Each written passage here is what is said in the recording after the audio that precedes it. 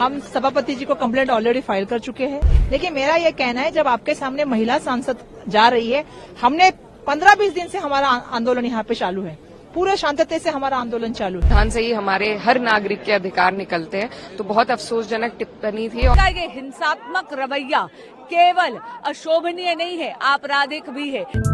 देखिए, कल की पूरी घटनाक्रम सबको पता है। हम भारत रत्न डॉक्टर बाबा साहब अम्बेडकर जी के स्टैच्यू से निकले, हम यहाँ पे आए, और जिस तरह से हमारे साथ उस समय जो वक्त के साथ उस समय हमारे साथ जो हुआ, धक्का बुक्की हुई, उसकी कंप्लेंट हमने भी फाइल की है। हम सभापति जी को कंप्लेंट ऑलरेडी फाइल कर चुके हैं। सभापति को हमने कहा है कि जिस तरह से हमारे साथ मैन हैंडलिंग हुई उस दिन, हमें धक्का बुक्की करने का काम हुआ, हमने वीडियो भी पोस्ट किए हैं, हम आपको सबूतों के साथ आ रहे हैं। और हमारे पीछे आदरणीय मल्लिकार्जुन खड़गे साहब खड़े थे, आदरणीय प्रियंका गांधी जी खड़ी थी, और जिस तरह से सभी आए, फिर बीच में पप्पू यादव जी को आना पड़ा ताकि रोक सके। देखिए, मेरा ये कहना है, जब आपके सामने महिला सांसद जा रही है, हमने 15-20 दिन से हमारा आंदोलन यहाँ पे चालू है, पूरे शांतता से हमारा आंदोलन चालू है।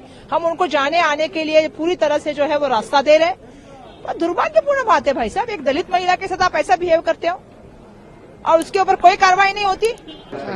देखिए, बहुत अफसोस की बात है कि जिस सत्र में हमने संविधान दिवस मनाया, कॉन्स्टिट्यूशन पे चर्चा करी, उसी चर्चा के दौरान जो गृह मंत्री जी की टिप्पणी आई, वो बहुत ही अफसोसजनक है। वो भी हमारे देश के संविधान के निर्माता रहे, बाबा साहब अम्बेडकर के बारे में, और जिनको पूरा देश मानता है, क्योंकि संविधान से ही हमारे हर नागरिक के अधिकार निकलते हैं। तो बहुत अफसोसजनक टिप्पणी थी, और हम यही मांग करते हैं विपक्ष के लोग कि उन गृह मंत्री अपने शब्दों को वापस लें, माफी मांगे, और उसी के तर्ज पे यहाँ पर हम सबने विरोध प्रदर्शन किया। विरोध का अधिकार भी हमें संविधान से मिला है, तो उसी अधिकार का इस्तेमाल करते हुए सबने यहाँ शांतिपूर्वक विरोध किया।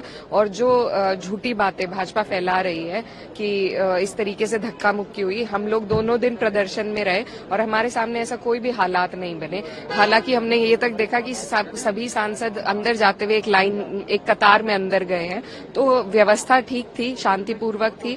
लेकिन क्योंकि इन्हें ध्यान भटकाना है, अपनी जो इनसे चूक हुई है, भूल हुई है, उसको न कबूलते हुए दूसरे की किसी को चोट लग गई, और इस तरह के जो झूठे षड्यंत्र भाजपा हमेशा करती है, उसके तहत मुझे लग रहा है ये ध्यान भटकाने का एक प्रयास है। लेकिन संविधान से हमारा ध्यान नहीं भटकेगा, बाबा साहब से हमारा ध्यान नहीं भटकेगा, और हम अभी भी अटल है कि गृह मंत्री माफी मांगे, अपने शब्दों को वापस ले। संविधान को लेकर भी जिस तरह से उसका अपमान हुआ, उस पर भी आपने देखा कि किस तरह से सत्ता पक्ष ने उसको उससे ध्यान भटकाने के लिए यहाँ पर कल जो कुछ भी हुआ बहुत दुर्भाग्यपूर्ण है।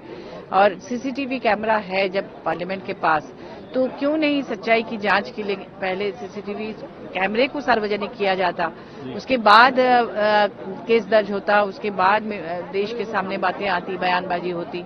लेकिन कुछ ना कुछ तो सत्ता पक्ष छुपा रही है। कल के मामले में आप सोचिए, माननीय राहुल जी जैसे एक सुलझे हुए पॉलिटिशियन जब जान रहे हैं कि यहाँ पर सीसीटीवी कैमरा है, चारों तरफ लोग हैं, तो कभी भी वो किसी महिला का अपमान कर सकते हैं क्या? मैं तो विश्वास नहीं करती। अगर हुआ है बहुत दुर्भाग्यपूर्ण है, लेकिन ऐसा अगर होता सार्वजनिक रूप से आज तक उनके रिकॉर्ड में कभी है नहीं। तो आरोप लगाने के पहले एटलीस्ट सीसीटीवी कैमरा की जांच होनी चाहिए थी, अभी भी होना चाहिए।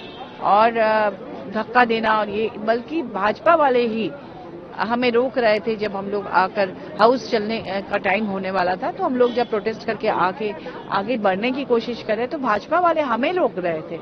ये उल्टा कर दिया गया, आरोप लगा दिया गया विपक्ष पर, क्योंकि सत्ता पक्ष वाले चाहे कुछ भी करें, उनके पास चूंकि तंत्र होता है तो कई बार ऑपोजिशन को दबाया भी जाता है। जनप्रतिनिधि लोकतंत्र का सबसे बड़ा प्रहरी होता है, लेकिन श्री राहुल गांधी जी और इंडिया अलायंस के सभी मेंबर्स ये बात भूल गए हैं। केवल संविधान झलकाने से आप संविधान के रक्षक नहीं बन जाते। कल बार बार सिक्योरिटी फोर्सेज ने श्री राहुल गांधी जी से आग्रह करा कि अल्टरनेटिव पाथ ले लीजिए।